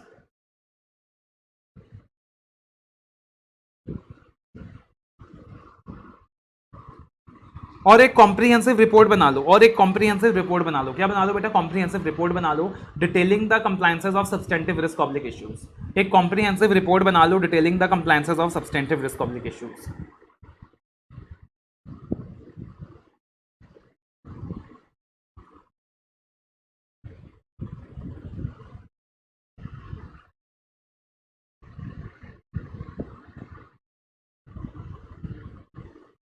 तो how to conduct due diligence बेटा, क्या क्या स्टेप्स है टू कंडक्ट ड्यू डिलिजेंस? सबसे पहले आलोम विलोम करो, आलोम विलोम करो, जैसे कि संजना ने बोला स्टार्ट विथ ओपन माइंड। फिर क्या करो? अपने साथ बेस्ट लोगों को लेके जाओ, get the best of team, best team of people. Exam में आलोम विलोम लिख के मत आ जाना, फिर मेरे को आके बोलोगे सर आपने आलोम विलोम बोला था, हम लिख के आए, 0 मिला है। तो सबसे पहले क्या करो? Start with open mind. फिर क्या करो? Get the best team of people. फिर क्या करो? Get help in all the areas of finance, tax, accountancy, legal, marketing, technology, ताकि आपको एक 360 डिग्री व्यू मिल सके एक्विजिशन कैंडिडेट का। फिर क्या करो? कस्टमर से बातचीत करो, सप्लायर से बातचीत करो, बिजनेस पार्टनर से बातचीत करो, एम्प्लॉयर से बातचीत करो। फिर क्या करो? एक रिस्क मैनेजमेंट अप्रोच लो। और याद रखना, क्वेश्चंस पूछते वक्त इतने मत पूछना कि आप सामने वाले को हेरस कर दो, एंटेगनाइज कर दो by bogging down by a lot of questions. And finally एक कॉम्प्रिहेंसिव रिपोर्ट बनाओ।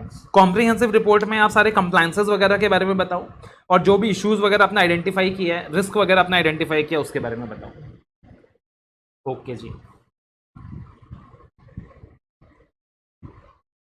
उसके बाद ड्यू डिलिजेंस के अंदर अगला क्वेश्चन कि सर अब आपने ड्यू डिलिजेंस कर लिया, अब आपने ड्यू डिलिजेंस कर लिया, आपको स्टेप्स भी पता है, आपको पता है क्या क्या करना है। अब फाइनली आपको रिपोर्ट इशू करना है, फाइनली आपको रिपोर्ट इशू करना है, contents of due diligence report. Report issue करेंगे, फिर अपने पास अपना पेमेंट का चेक आ जाएगा। तो सबसे इंपॉर्टेंट स्टेज है contents of due diligence report. तो बोला सर रिपोर्ट में क्या क्या आएगा, रिपोर्ट में क्या क्या आएगा सर, रिपोर्ट में क्या क्या आएगा, रिपोर्ट में क्या क्या आएगा। ओके सर, रिपोर्ट में क्या क्या आएगा? लॉजिकली सोचो सबसे पहले रिपोर्ट में क्या क्या आएगा।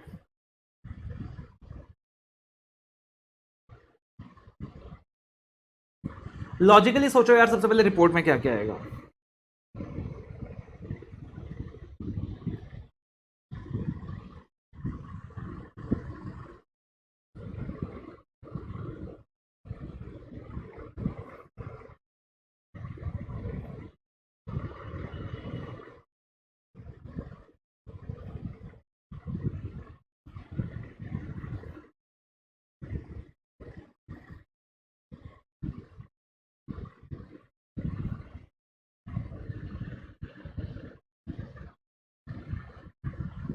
तो सबसे पहले क्या बोला, देखो रिपोर्ट में क्या क्या आएगा, एकदम सिंपल है, सारे पॉइंट्स याद नहीं होंगे कोई बात नहीं, 8-9 पॉइंट तुमको आराम से याद होगा, हंसते खेलते याद होगा।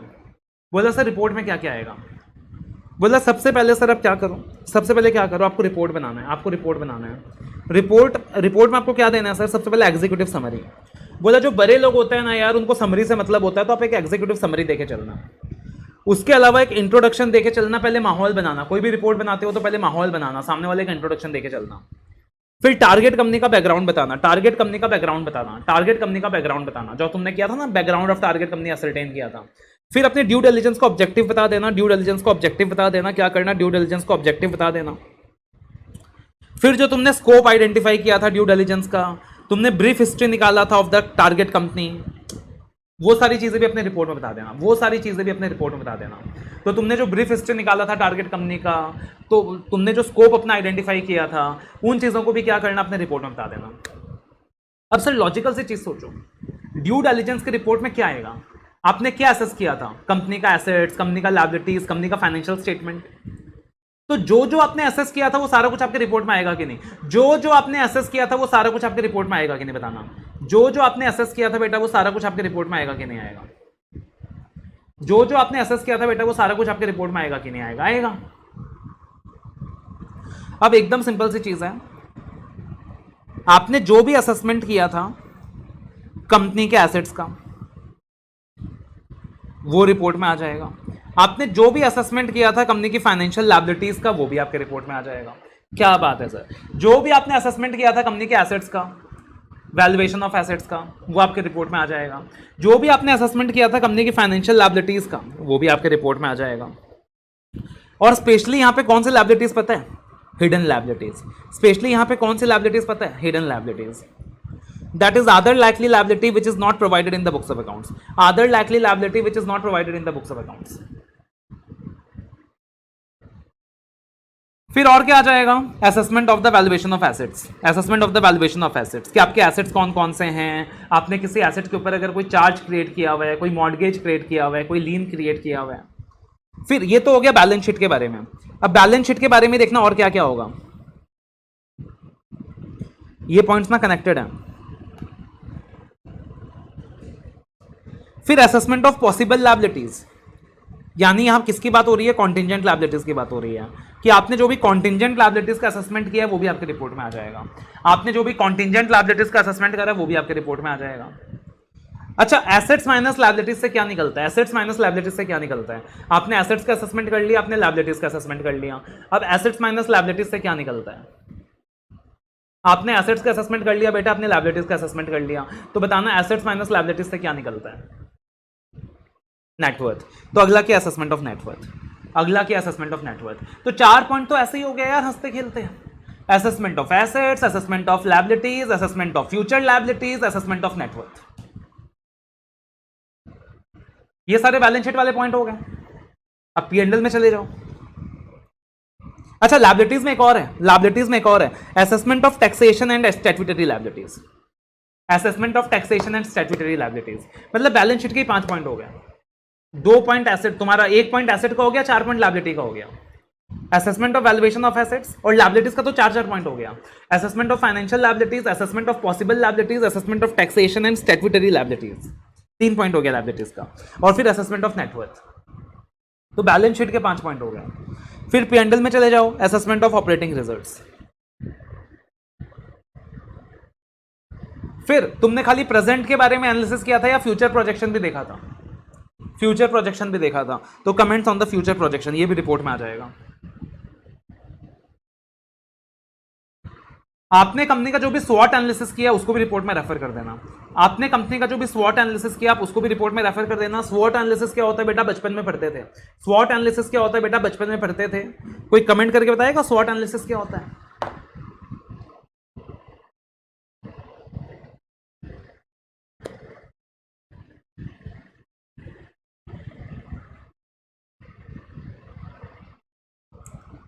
कोई कमेंट करके बताएगा स्वॉट एनालिसिस क्या होता है। Strength, weakness, opportunities, threats. बिल्कुल सही बात है, स्ट्रेंथ, वीकनेस, अपॉर्चुनिटीज, थ्रेट्स।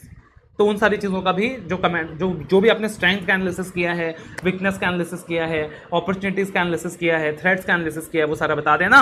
और फाइनली आपकी तरफ से कुछ सजेशंस वगैरह है, कुछ एडवाइस वगैरह है, तो वो भी अपने रिपोर्ट में इंक्लूड कर देना। आपकी तरफ से कुछ सजेशंस वगैरह है, कुछ रिपोर्ट्स वगैरह है, तो वो भी अपने तरफ से क्या कर लेना, रिपोर्ट इंक्लूड कर देना।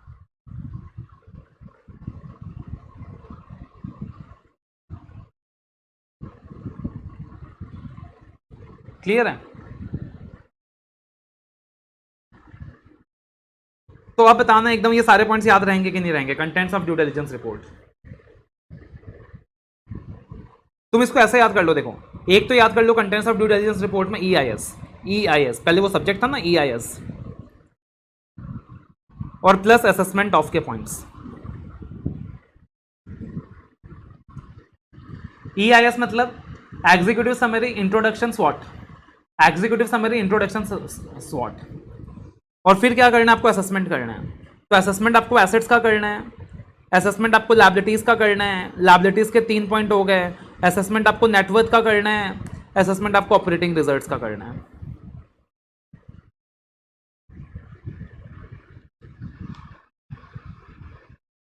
तो इतना पॉइंट याद हो गया फिर तो बहुत हो गया यार, इतना पॉइंट याद हो गया फिर तो बहुत हो गया।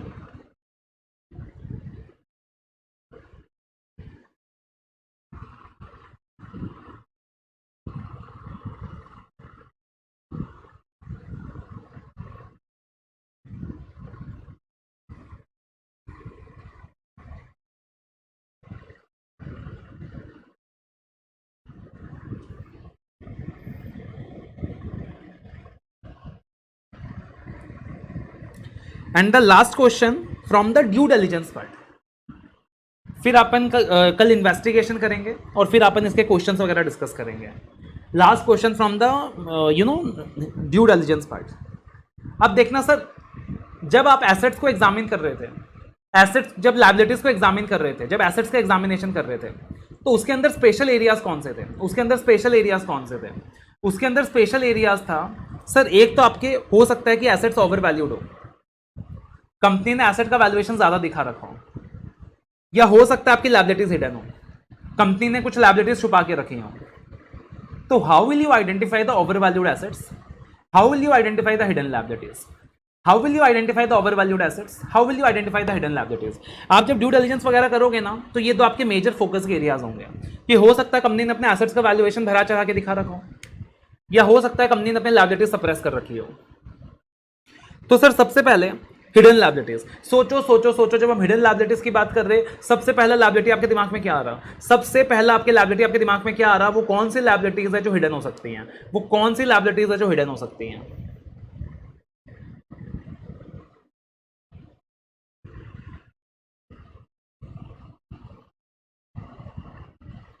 बताओ।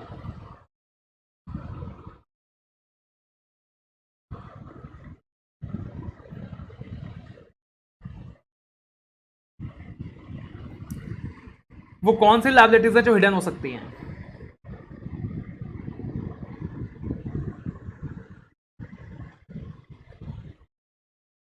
बिल्कुल सही बोला सिद्धेश आपने, बार का असर है, बार का असर है, बिल्कुल सही बोला। Contingent liabilities, contingent liabilities, that can be one of the liabilities that might be hidden, that might be hidden. तो कंपनीज में नॉट हैव शोन एनी, मान लो कंपनी के खिलाफ कोई शो केस नोटिस आया, कोई लेटर आया, कोई केस चल रहा है, कंपनी ने उसका डिस्क्लोजर नहीं दिया, such as contingent liabilities, such as contingent liabilities. उसके अलावा ना और क्या हो सकता है? Tax liabilities under the direct and indirect tax laws. हो सकता है आपको टैक्सेस बहुत सारे पे करने हैं, आपको आपकी टैक्स लायबिलिटी बहुत ज़्यादा है, आपको इनकम टैक्स बहुत पे करना है, आपको जीएसटी बहुत पे करना है, आपका कस्टम का ड्यूज बहुत बाकी है, बट आप शो नहीं कर रहे हो, आप रिकॉग्नाइज नहीं कर रहे हो। तो that can be one of the hidden liability, tax liabilities under the direct tax and indirect tax laws. या फिर long pending sales tax assessment, long pending sales tax assessment, this can be one of the point. या फिर एक बहुत अच्छा point इन्होंने दिया है, बोला सर वारंटी क्लेम्स हो सकता है, वारंटी क्लेम्स हो सकता है, या पेंडिंग लिटिगेशंस वगैरह हो सकता है।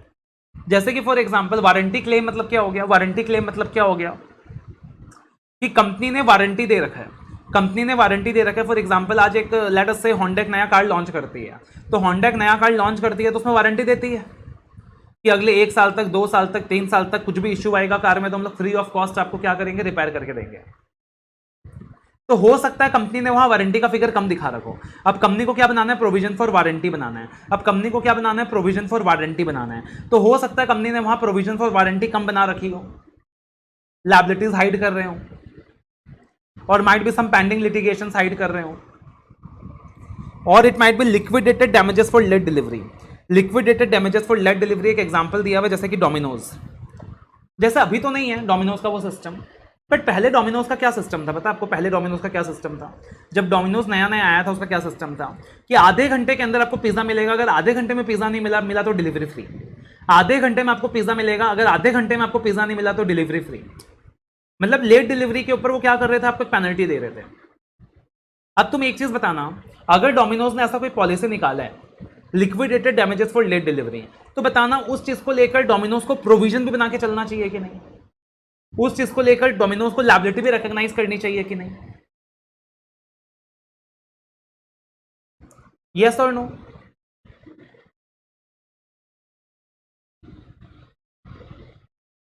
बताना। तो that can be one of the hidden liabilities. या फिर फ्यूचर लीज लायबिलिटीज, AS19। तो AS19 का एक पॉइंट आ गया, future lease liabilities, this can B also one of the hidden liabilities. या कोई थर्ड पार्टी क्लेम, कोई थर्ड पार्टी का कोई क्लेम है, थर्ड पार्टी ने कुछ चिट्ठी दे रखा है, कुछ केस चल रहा है आपके अगेंस्ट, कोई थर्ड पार्टी का क्लेम है जो आप छुपा रहे हो। या फिर बहुत इंटरेस्टिंग पॉइंट है लेबर क्लेम्स अंडर नेगोशिएशन। जैसे मूवी वगैरह में भी दिखाता है ना, वो मजदूरों का हड़ताल चल रहा है, वो मजदूरों का फाइट चल रहा है, काफी टाइम से मजदूर लड़ाई कर रहे हैं, और कंपनी ने क्या किया, उस चीज को डिसरिगार्ड करके रखा हुआ है। भाई साहब अगर मजदूरों का ना इस तरीके से स्ट्राइक वगैरह चल रहा है तो लेबर लॉज वगैरह बहुत स्ट्रिक्ट होता है। कभी भी आपको मजदूरों के सामने सरेंडर करना पड़ सकता है, और आपको उनको कंपेंसेशन पे करने पड़ सकते हैं, आपको उनको नेगोशिएशन पे करना पड़ सकता है। तो आपको उसका भी प्रोविजन बना के रखना चाहिए। तो हो सकता है कि इस प्रकार से लेबर जो है नेगोशिएट कर रहा हो, कुछ लेबर का क्लेम आया हुआ है, लेबर ने कंपनी के खिलाफ ना केस फाइल किया हुआ है कि कंपनी जो है वो मिनिमम वेजेस एक्ट के अकॉर्डिंग वेजेस पे नहीं कर रहा। अगर उस सिचुएशन में कंपनी केस हार जाता है ना, तो आपको पता है जो वेजेस का, जो पेमेंट करना होगा वेजेस का, डिफरेंस ऑफ वेजेस का, वो प्रोस्पेक्टिव बेसिस में नहीं, रेट्रोस्पेक्टिव बेसिस में भी करना पड़ सकता है। कोर्ट का ये भी ऑर्डर आ सकता है कि भैया तूने पिछले 2 साल से जितना भी वेजेस कम पे किया है ना, सबका डिफरेंस पे कर। तो that might be hidden liability. Labour claims under negotiation, labour claims under negotiation. और एक लास्ट पॉइंट दिया हुआ है, कंपनी ने हो सकता है लेटर ऑफ कंफर्ट दिया हो बैंक को, कंपनी ने हो सकता है लेटर ऑफ कंफर्ट दिया हो बैंक को, और कंपनी ने उसे अपने बैलेंस शीट में एज गारंटीज डिस्क्लोज ना करी हो। अब बेसिकली लेटर ऑफ कंफर्ट क्या होता है? बेसिकली लेटर ऑफ कंफर्ट क्या होता है? लेटर ऑफ कंफर्ट एक ऐसा लेटर होता है जिसमें कंपनीज क्या करती है, अपनी सारी लायबिलिटीज की लिस्ट बैंक को प्रोवाइड करती है। लेटर ऑफ कंफर्ट एक ऐसा डॉक्यूमेंट होता है जिसमें एक लिस्ट ऑफ लायबिलिटीज सामने वाले को प्रोवाइड किया जाता है। तो हो सकता है कि लेटर ऑफ कंफर्ट में कंपनी ने कोई लायबिलिटी स्पेसिफाई कर रखी हो, बट अपने बैलेंस शीट में कंपनी ने उसे नहीं दिखा रखा। फॉर एग्जाम्पल मान लो कंपनी ने ना 5 पार्टीज के लिए गारंटी ले रखी है, कंपनी ने 5 अलग अलग पार्टीज के लिए गारंटी दे रखी है, उन सभी चीजों का डिस्क्लोजर कंपनी ने लेटर ऑफ कंफर्ट में तो दिया है, बट बुक्स में नहीं दिखा रखा। तो वो भी एक हिडन लायबिलिटी है जो आपको लेटर ऑफ कंफर्ट देख के पता चल सकता है। वो भी एक हिडन लायबिलिटी है जो आपको लेटर ऑफ कंफर्ट देख के पता चल सकता है। तो ये सारे हिडन लायबिलिटीज के एरियाज हैं। कॉन्टिजेंट लायबिलिटीज हो गया, लेटर ऑफ कंफर्ट हो गया, टैक्स लायबिलिटीज हो गया, सेल्स टैक्स असेसमेंट हो गया, लेबर क्लेम अंडर नेगोशिएशन हो गया, फ्यूचर लीज लायबिलिटीज हो गई। फिर आता है ओवर वैल्यूड एसेट्स। कंपनी ने एसेट्स के वैल्यू को भरा चढ़ा के रखा है। तो सोचो सोचो सोचो, आप कमेंट करके बताओ कौन कौन से अलग अलग एसेट्स हो सकते हैं कंपनी के जिसके वैल्यूएशन को कंपनी ने भरा चढ़ा के रखा है। कौन कौन से ऐसे एसेट्स हो सकते हैं कंपनी के जिसके वैल्यूएशन को कंपनी ने भरा चढ़ा के रखा है, बताना।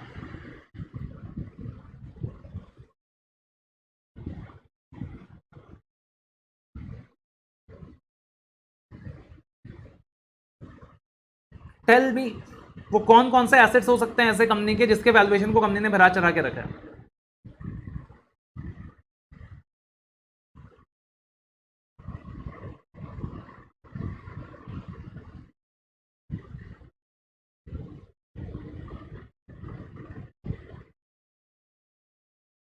बताओ भाई, क्लास खत्म करना है कि नहीं? लॉजिकली सोचो, तुम ड्यू डिलिजेंस ऑफिसर हो भाई, तुमको 10 लाख का चेक मिला है, वो कौन सा एसेट्स है कंपनी के जिसके वैल्यूएशन को हो सकता है कंपनी भरा चढ़ा कर दिखा रही हो? बिल्कुल सही बोला चैतन्य ने, इनटेंजिबल एसेट्स हो सकता है। चैतन्य का गुडविल है, चैतन्य का जो गुडविल है वो है ना के बराबर, और चैतन्य बोलता है मेरा गुडविल 50 लाख का है। इन्वेंट्री हो सकती है, इन्वेस्टमेंट हो सकते हैं, डेटर्स हो सकते हैं, फिक्स्ड एसेट्स हो सकते हैं। इतना सोचोगे पॉइंट्स अपने आप दिमाग में आएगा। जैसे कि intangible assets of no value, intangible asset है, कोई वैल्यू नहीं है, कंपनी ने वैल्यूएशन भरा चढ़ा के दिखा रखा है। या फिर इन्वेस्टमेंट्स का वैल्यूएशन करना चाहिए कॉस्ट और NRV which ever is less, company ने वैल्यू कर रखा है कॉस्ट और NRV which ever is high. या फिर इन्वेंट्री जो है, पार्टिकुलरली जो इन्वेंट्री है वो ऑब्सलीट है, obsolete and slow moving inventory, valued above NRV. Obsolete inventory है, वैल्यूएशन होना चाहिए कॉस्ट और NRV which ever is less, company value कर रही है विच एवर इज हाई। या फिर इन्वेस्टमेंट्स का एक और पॉइंट आ गया, इन्वेस्टमेंट्स करेंगे लो रेट ऑफ रिटर्न। या फिर ऐसा भी हो सकता है, आप एसेट्स का वैल्यूएशन कैसे एसेट्स को भरा चढ़ा के दिखा सकते हो? डेप्रिसिएशन रिकॉग्नाइज नहीं किया, इम्पेयरमेंट रिकॉग्नाइज नहीं किया, एमोर्टाइजेशन रिकॉग्नाइज नहीं किया, तो अपना वैल्यू भर जाएगा। तो impairment of asset not recognized. या फिर डेटर्स, अनकलेक्टेड रिसीवेबल्स है, पैसे आने नहीं है, पैसे आने नहीं है, आपको पता है भैया पैसा आना नहीं है, बैड डेप्थ हो चुका है, फिर भी आप क्या कर रहे हो? बैलेंस शीट में दिखा रहे हो। फिर भी आप क्या कर रहे हो? बैलेंस शीट में दिखा रहे हो। आपको पता है कौन सी इंडस्ट्री में सबसे ज्यादा होता है ये काम? सबसे ज्यादा कौन सी इंडस्ट्री में ये काम होता है? पता है डेटर से पैसे आने नहीं है, फिर भी बैलेंस शीट में दिखाते जाते हैं। सबसे ज्यादा ये चीज कहां होता है? मोस्ट हाई रिस्क ये होता है बैंक के केस में।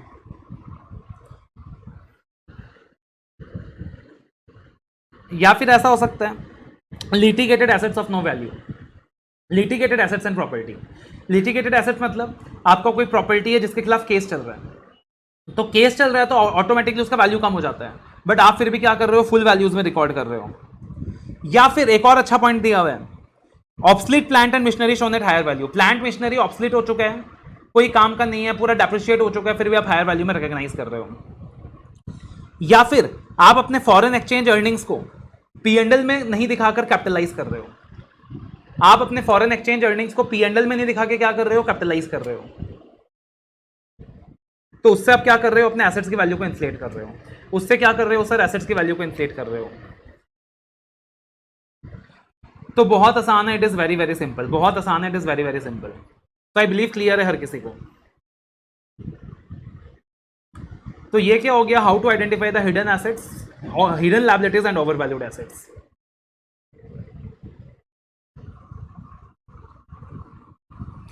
ये यहां भी बेटा ये गलती से अपन ने हिडन एसेट्स लिख दिया था, ये हिडन एसेट्स नहीं होगा, ये ओवर वैल्यूड एसेट्स होगा। आपका फोकस मेनली क्या रहेगा?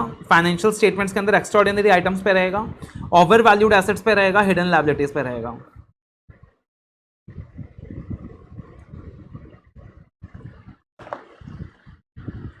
ठीक है, बाकी चलो अपन कल कंटिन्यू करते हैं, बढ़िया से रिवाइज करके आना। चलो एवरीवन बाय, टेक केयर।